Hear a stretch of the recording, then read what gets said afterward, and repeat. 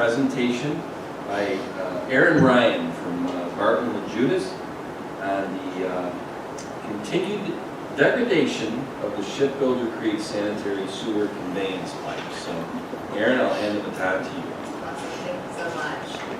So yeah, as mentioned, I'm Aaron Ryan with Barton and Judas, and I am going to give you guys a follow-up on the condition of the sewer infrastructure in Shipbuilders Creek that I previously had been here presenting on back in June. So I'll walk you through what has changed since the last presentation. So a little history. As I discussed back in June, there is some exposed sewer infrastructure in Shipbuilders Creek, a handful of sewer pipes that cross the creek, as well as a manhole in the banks. So when we were here last time, we walked through 4 different possibilities on how to address that issue. And the proposed solution that we all landed on was the full comprehensive protection of the sewer infrastructure as well as stream restoration. So that included lining the sewers with concrete encasement to protect the pipes, and then doing stream restoration, which would include floodplain reconnection to allow when we get the large, heavy storms with a lot of flow, more pathway for that flow to go so that it reduces the speed and reduces the erosion. So that project had a price tag of a little over $1 million. We had submitted a WQIP grant application to do that work, and that was unfortunately unsuccessful. So we discovered that back in October-ish. So at that time, the town had us go back out to see what the condition of the pipes and the infrastructure was, since the last time we had been out there was back in February.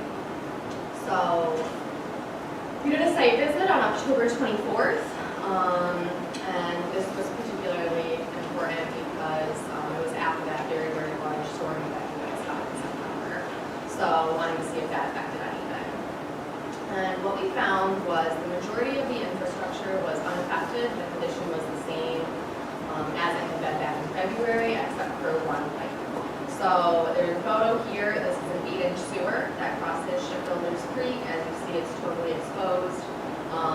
But back in February, it was laying on the bank of the creek. What we found when we were there in October was the section I have bracketed in red. The pipe was actually stream scoured beneath it, and that pipe was undermined, so it was not supported for a period of about half of the week. So that is particularly concerning because that provides a lot of stress on the pipe and really primes it for, say, you get a large storm event and a piece of debris comes by and hits it. It's definitely a lot more susceptible to breaking than it would be if it was laying on the bed. So definitely a concern there, a liability for the town as it could, the sewer pipe breaks, we would have sewage in the creek and it would be problematic. So what we would propose as to how to address that would be to take large stones, maybe about 18 inches tall by a few feet wide and long, and take that large stone, place it beneath the pipe as well as upstream and then also a little downstream of it. Obviously the stone beneath it will support it, and then the stone placement upstream is intended to prevent further erosion. These stones would be large enough that they would not be able to be moved by a large stream event, so they really would provide like a stable surface for that pipe and to prevent further erosion. So I want to stress that this really is just a temporary solution. We still recommend doing that larger project I had previously discussed and potentially doing a WQIP grant application for next season as well, because we're going to continue to see issues here until the stream is restored. Erosion is going to continue to happen, so until that is addressed, issues like this will continue to pop up, maybe not at this specific location, but at the other infrastructure locations. So let's get into the details on the proposed solution and what that would mean for the town. So unfortunately, because this is in a stream, there's always going to be permitting requirements there. We really see 2 pathways forward for the permitting. Option one, which is what we would pursue initially, would be to try to get an emergency authorization from DEC for their Article 15 stream permit. So what that would entail would be a small-scale permit package we would pull together that would include the design of the stone and a couple other smaller things. This would be submitted to DEC, and they are supposed to much more quickly than a regular permit package, review it and get back if they agree that it is an emergency. So I will say, the sewer pipe is not currently actively leaking sewage, so there is a potential that it would not be an emergency and require some more information, such as secret documentation, endangered species reviews, impacts on other gulls and streams, stuff of that nature. So if they don't deem it an emergency, our plan would be to then provide them that information, and then that would affect the schedule, which I'll get into in a second. So how that affects the costs, if we can just do the emergency authorization, we would have a base permit and design tasks that are summarized in the proposal you all have for $16,500. If we end up having to do the initial permitting, that would also require us having to go out to bid, which would mean assembling a spec book, doing the bidding process, and that obviously increases the costs. So if it is the worst case scenario of having to do all of the things, the engineering costs will be about $40,000. We've also estimated that the construction work itself would be about $60,000, so overall this would be about $100,000 effort for the town. So for schedule, assuming that we receive authorization probably around your next board meeting, we get the work started in January, perform the design work, and get the small permit package assembled. Assuming that would take about a month, and then we are assuming about a month return time from DEC for us to okay, it's an emergency. We would also during that time make sure to coordinate any easements with you guys, make sure that we have the proper access so that the contractors can actually get in and do that work. I know that there are some like drainage easements in the area, so we just want to review those and get any additional easements we need. So if the DEC deems it an emergency, I would then recommend that the town pass their own emergency resolution. That would preclude you guys from having to go to bid for that work.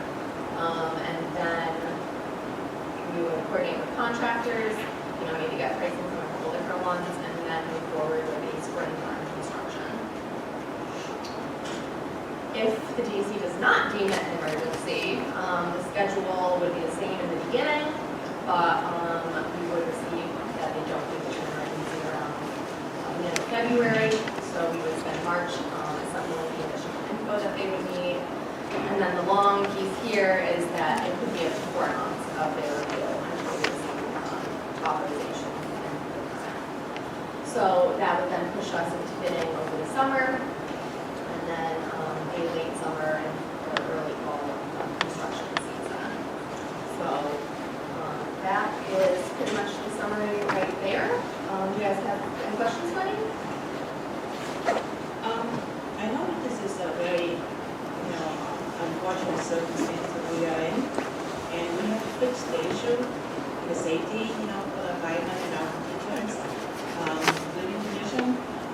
My question is, how are we going to go and fund this project? And are we going to do, waiting for the grant, try to apply and hopefully get it again, or are we going to split this? Can I answer that, Aaron? Yeah. Because unfortunately, Paul Adams is not able to join us tonight. And I had asked him via email yesterday or the day before, if this ends up being $100,000, which is not an emergency, if it ends up being $80,000, if it's an emergency, how are we funding this, Paul? What is your suggestion? You're our finance director. Is this in the budget for 2025? Does this come out of sewer reserve? And he responded, sewer reserve. Is that correct, Art? That would be correct. So that's how we would fund it. And of course, my understanding is that this is not something that that the engineers feel that we can wait to do the work on and wait for the next grant cycle. So this is looking at more of a temporary fix and certainly still applying for that grant to do the project when we looked at it several months ago. So my question is that should we do this and we try to reinforce this with stone, will any of that be useful in the whole project moving forward? A piece of it would be, that stone placement might be helpful for the design. I'm not actually a stream restoration designer, so, I don't know exactly how that would play into it, but I know that would be an element of what we'd be planning on doing. Some of it may have to be removed, because we would eventually want to fully encase this 60 concrete, because having it supported beneath it's important, but also protecting it on top is also important. So it would be partially helpful, but really I think the $1 million price tag would still be around here. Wouldn't be that too much. Some of those stones are sizable enough that I would think that we could move and put to use at other portions of the project. Right, we could potentially, if we had to remove them, use them somewhere else. When applies to the PEC. So we would do the permit package for you guys, potentially have to get both signatures from you. But we would do all of the groundwork for that. And how soon will it be? My environmental group estimated it would take about a month to pull everything together. And then assuming about a month of When is the next cycle? When is the next cycle for the, Yep, so, they will receive applications in June of next year, and then, we typically hear in December if we're successful. so this presumably, all of the work will be completed in October or potentially May, so we're saving a year or so. Approximately, yeah, because once we receive the grant for the all-in, project, there would be design time, all of that, so it would probably be another year until this is completed. And of course, you could in theory risk it and wait until then, but But it seems like It's it's pretty a risk. significant risk. Yeah, but exactly. One that we would be very sad that we did, should we not have done this and it breaks. Yeah, I can't remember, Art, I know, I want to say it was 2020, there was an incident. It was. So this has been a long standing issue. Predates me many years. In the first presentation, we showed the manhole that was undermined. I think you go back to your first. There's a pipe underneath that. That has been that's concrete basement. That has gotten worse. So this has really been a long-standing issue. Supervisor, you're absolutely right. A few years ago, I think when we first started, we had a washout on one of the pipes, and it broke. So we had to get a contractor in there, emergency status, and try to secure it as best we could at that point. I think even some of that is starting to move as well. So it definitely begs to be done properly and thoughtfully to armor that whole system. Yeah, I don't remember, it was maybe June of 2020 is my guess. And, I remember some of the construction vehicles had to go down through an easement in people's backyard. That's correct. Really thrilled. And then there was a DEC auditor, inspector that was on site who wasn't really, he wasn't really that happy, for lack of better terms, and I didn't expect him to be, and I know that we were concerned at that time, or what kind of ramifications that was going to have. I was happy to hear later on that DEC didn't really punitively do anything against us, but it's in our record. And to be honest with you, I'm hoping, of course I'm an optimist, that record from 2020, along is showing that we're trying to shore up this thing in the short term. You know, as we write the grant for the QIP in June of 25, for the long term instead of abandoning it, that might work to our advantage. That's the optimism. And this is not the first time I've even looked at it in my time here. Pete Baker actually looked at this as well. And, so, yeah, we keep revisiting this. That's for sure.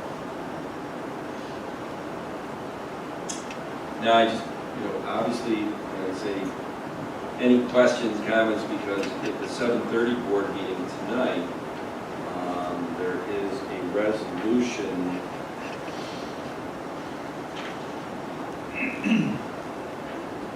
It's number 8.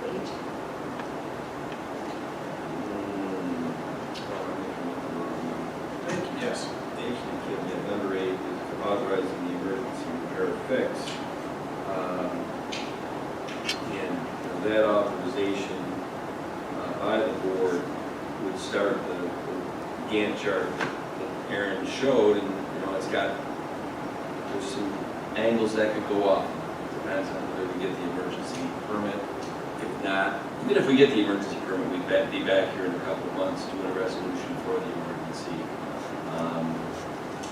So just so the board members understand, we're about to do a resolution in an hour on this, so by all means, you know, if there's any questions or things you're not quite sure of, I understand this, if the emergency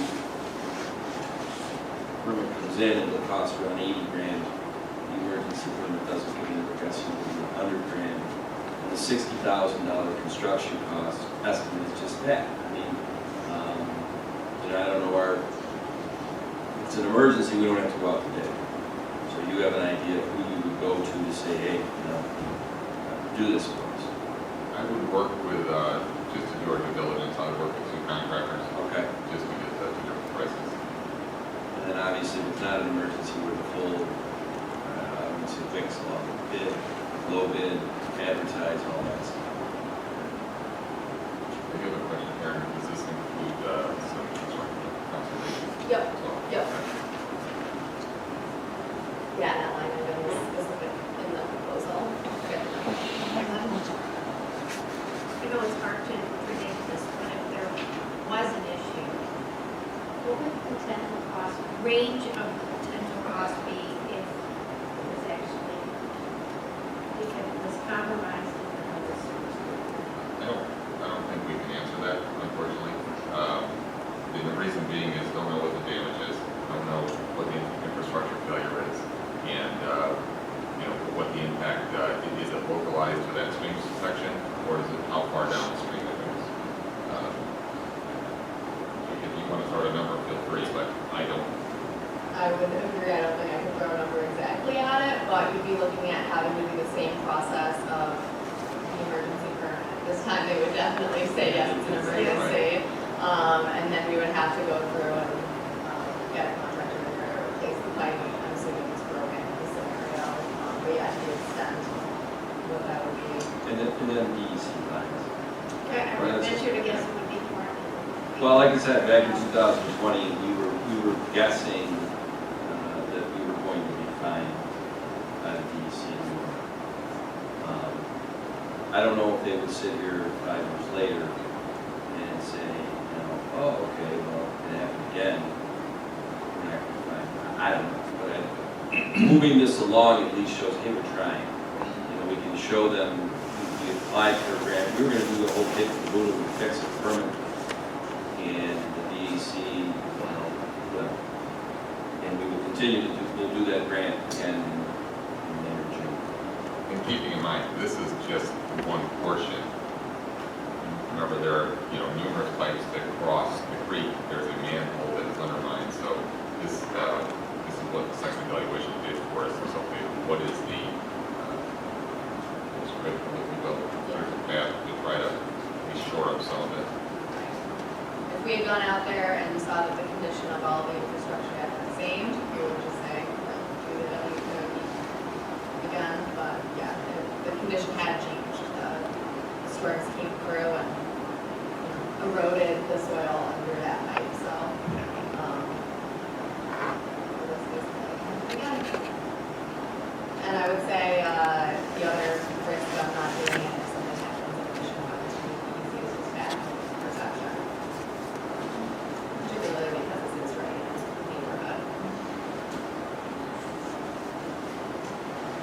Aaron, thank you, and Art, thank you. Supervisor, I would like to say something. So I got a visit the other day from a resident, much further downstream. And I don't know how he gathered this information. I don't know if it was maybe online or in the paper or something. He came in very concerned, and he's a great guy, by the way, that he had read that the pipe was broken. And obviously, you know, you could straighten that out, but I don't know, I didn't see it online or in the paper, but Sure, it's on Facebook. I get mine. So we want to avoid that. We want to be very clear that if it's not broken, and we want to armor this so it does not break until we make a full improvement on the whole area. Thank you for that, Art. Thanks, Art. Thank you, Art.